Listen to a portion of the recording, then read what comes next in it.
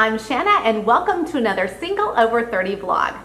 Before I get started, I have two important things to share. First, I want to make sure and let you know to keep your eyes on your inbox this month because the doors for registration for the new Single Over 30 private member community is going to open up, and registration is only going to be open for a limited period of time. What's really cool is that as a member, you're going to be able to connect with other single over 30ers, share about your own local events to connect with other singles, and you're going to receive great coaching and content for the single life. Second, a couple weeks ago, I sent out an email and said that if you had a question for the Single Over 30 vlog to send it on in, and if you sent one, thanks. I also said that I was going to randomly choose one person to send in a question to win a free 3-month subscription to the membership community. All right, drum roll please. And the winner of the free membership is Rohini. Congratulations, Rohini. All right, for this week's Single Over 30 vlog, if you have ever felt you need to justify why you're single to others, judged by people who don't understand about what it's like to be an older single, or you felt misunderstood by those who don't get it why you don't have kids, then this vlog is for you. Jessica in the Single Over 30 community asks, she says, I've always wanted to be a wife and mother. I'm in the process of coming to terms with the fact at my age, 43, and still being single, that I will never have biological children. It's a grieving process. My question is, how do I get other people to understand that?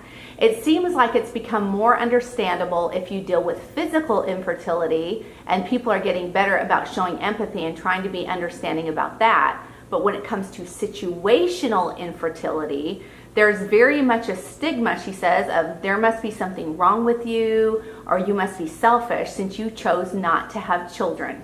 Or people say, well, why don't you just adopt?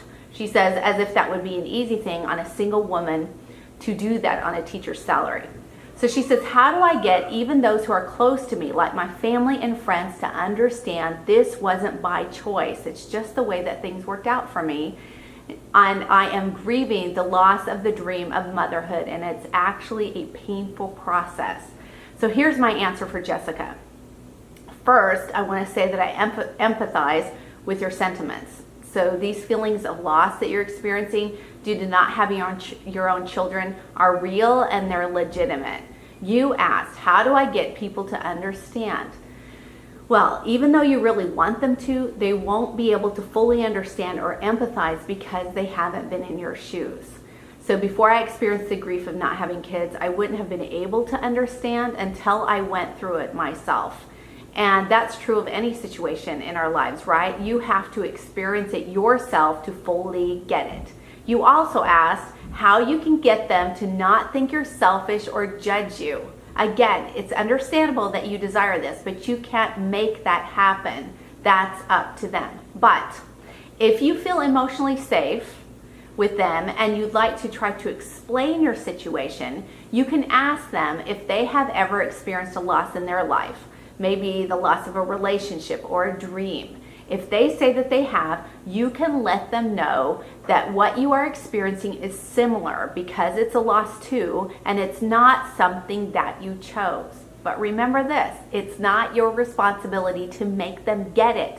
They might not ever understand, and it's okay. Your value is not in if you have children or not. Even though I haven't had my own kids and it's always going to kind of hurt, my life is living proof of God's ability to bring blessing out of heartache, and that's His plan for you too. That's always how He works. He's always at work to bring about redemption in our lives, no matter what we've experienced or what we have lost. So, if like Jessica, you are experiencing the grief of loss, remember that your loss does not define you, that your marital status does not define you, and you don't owe anyone an explanation. Here's to something amazing happening in your life in 2018. All right, all you single over 30ers, don't forget that you rock, you really do.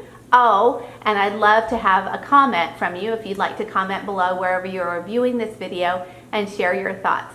I'll see you next week.